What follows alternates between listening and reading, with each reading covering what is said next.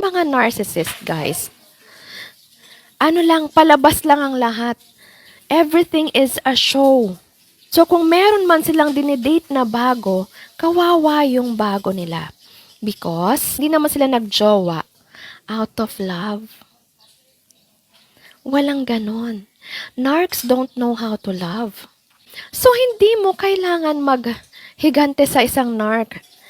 Because yung pagiging narc pa lang nila, that is already a punishment. Napakahirap magkaroon ng ganong klase ng buhay.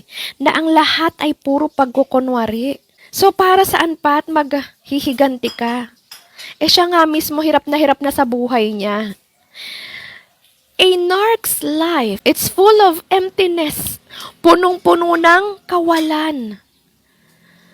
Puro pagsisinungaling ang nandoon.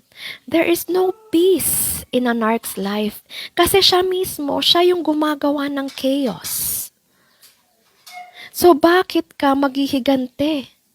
You don't need to waste any effort. You don't need to waste your time na maghigante pa sa narc.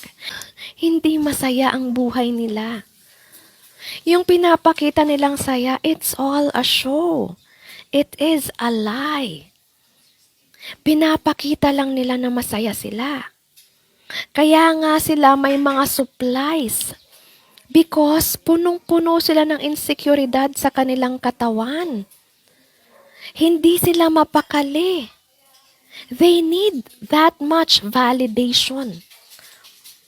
Ganon kalungkot ang buhay nila. Oh, so bakit ka pa maghihigante? No need.